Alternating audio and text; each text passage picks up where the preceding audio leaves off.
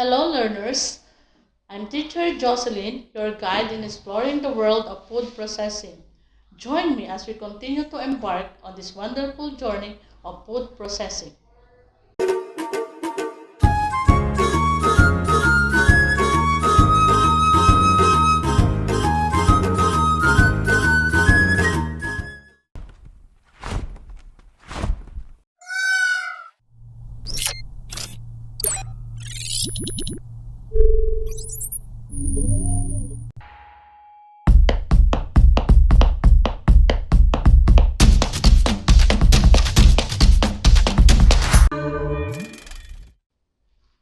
Are you excited to know the PECS, or the Personal Entrepreneurial Competencies and Skills?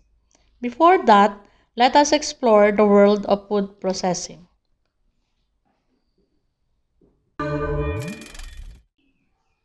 At the end of this lesson, you are expected to: number 1, identify one's specs, characteristics, attributes, lifestyle, skills, and traits. Number 2, describe one's specs, characteristics, attributes, lifestyle, skills, and traits. Number 3, recognize one's specs, characteristics, attributes, lifestyle, skills, and traits. If you are ready for our lesson, let's have a short activity in Let's Try. You have 5 seconds to answer each item. And when you hear this sound, that means your time is up. Let's get started.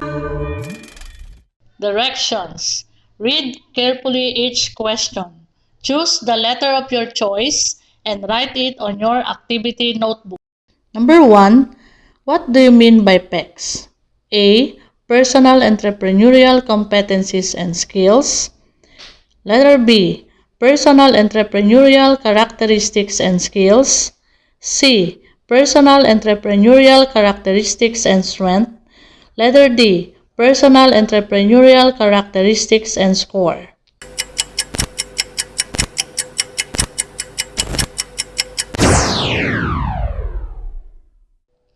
Number 2. Which of the following situations describe a persistent chef? A. Changes his procedure to get the desired profit. B. Gives up easily over a decline of his business. C. Makes effort to invest in another business. And letter D. Sells his property and look for a position in a government office.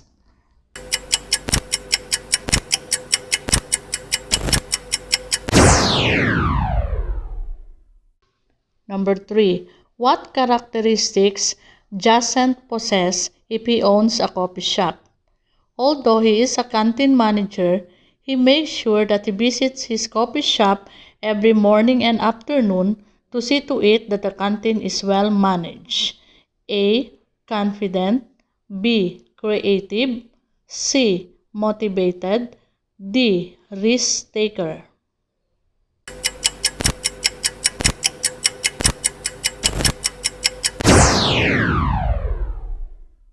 Number 4.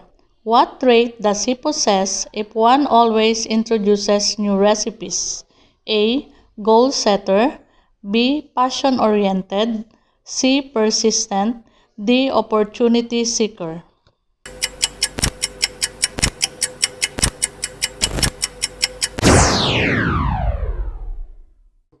Number 5. What traits does chef possess when spends a lot of time and effort in improving his ability? A. Creative. B. Hard worker. C. Responsible. D. Opportunity seeker.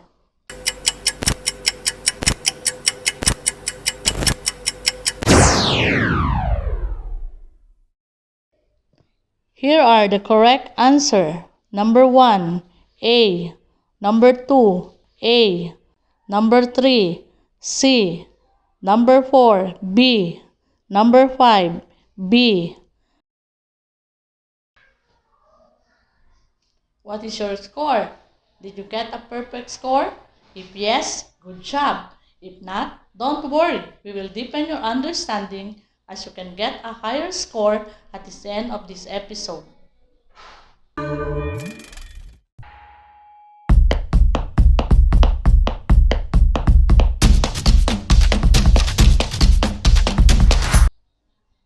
Today, in the world of work, the number of available jobs is scarcity, especially in this time of pandemic. And the Department of Education is revitalizing its resources to lead the students and prepare them skillfully as future chefs. Due to scarcity of job, I'm planning to open a carinderia here in Puerto Princesa City. That's why we need to study the personal entrepreneurial competencies and skills needed in food processing on how to start a business. In this video, you will learn more about entrepreneurship and the entrepreneurial competencies related to food fish processing. What are the important personal entrepreneurial competencies of an entrepreneur that are grouped into three clusters? Achievement cluster. This PECS is related to the success of one's business goals. Initiative, commitment, persistence, risk-taking, creativity. Planning cluster. These clusters talk about the objectives and goal setting as well as planning activities, abilities of an entrepreneur that will sure lead to the success of the business. Profit-oriented, goal setter, data gathering, systematic planning and monitoring. Power cluster. These are the other personal entrepreneurial competencies that show ability and power to influence others, ensuring to attain the planned goals and objectives of the business. Hardworking, self-confident, disciplined, able to accept change, willing to listen. Listed below are the important skills of a successful entrepreneur. Number 1, planning. Number 2, people skills. Number 3, decision making. Successful entrepreneurs always believe they can do it. They are determined to make all things prosper. So they try and try until they succeed. Don't forget to jot down the important details because this will be our baseline for the next activities.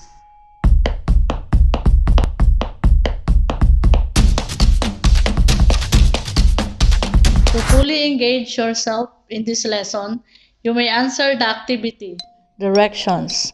Match column A with the correct definition in column B. Write your answer in your activity notebook. Column A. Number 1, hardworking. Number 2, self-confident. Number 3, profit-oriented. Number 4, goal-oriented. Number 5, persistent. Column B. A. Being patient and strives to achieve the goal. B. Ability to set realistic targets. C. Interest in money generation. D. Believe in oneself. E. Working diligently and industriously. Here are the correct answers. Number 1, E. Number 2, D. Number 3, C. Number 4, B. And number 5, A. Did you get the perfect score? If yes, very good. If not, you can still do the next activity. Let's do more part.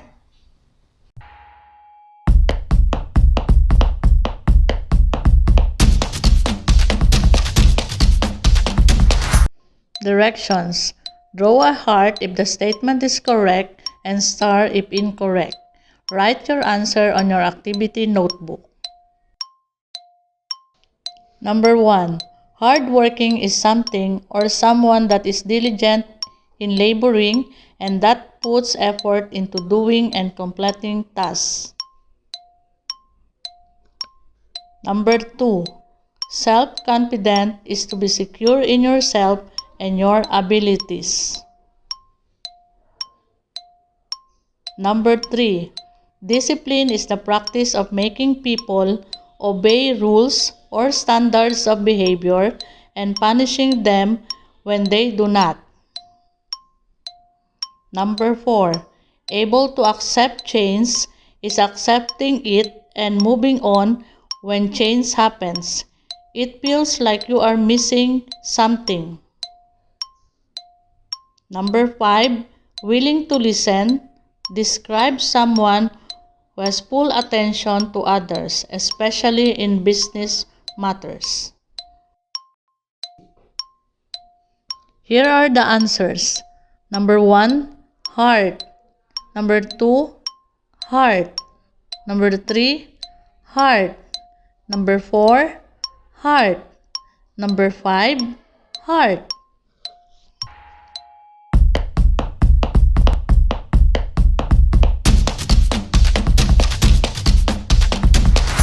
Let us proceed in synthesizing our lesson. Directions. Explain briefly the following question. Number 1. Name successful entrepreneurs within Puerto Princesa City whose business is related to food, fish processing. Number 2. What are the desirable personal characteristics, attributes, lifestyles, skills, and traits of a prospective entrepreneur? Why do you think these are important?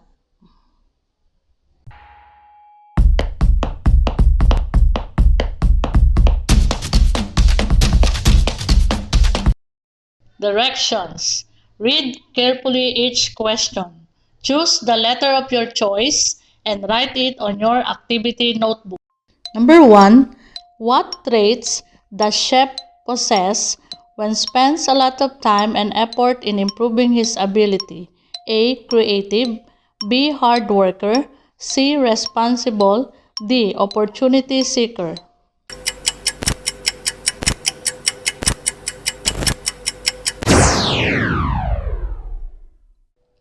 Number 2. Which of the following situations describe a persistent chef? A. Changes his procedure to get the desired profit.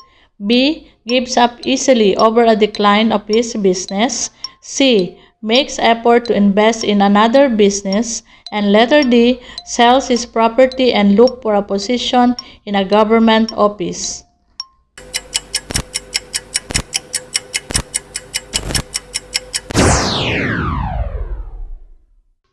Number 3. What do you mean by PECS? A. Personal Entrepreneurial Competencies and Skills. Letter B. Personal Entrepreneurial Characteristics and Skills. C. Personal Entrepreneurial Characteristics and Strength. Letter D. Personal Entrepreneurial Characteristics and Score.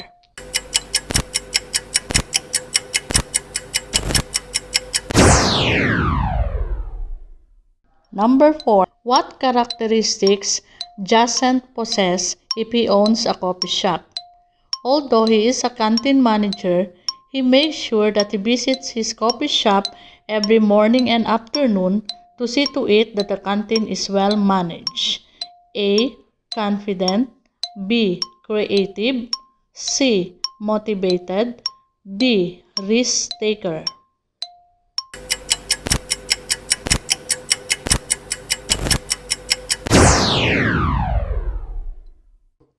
Number 5. What trait does he possess if one always introduces new recipes? A. Goal setter. B. Passion oriented. C. Persistent. D. Opportunity seeker.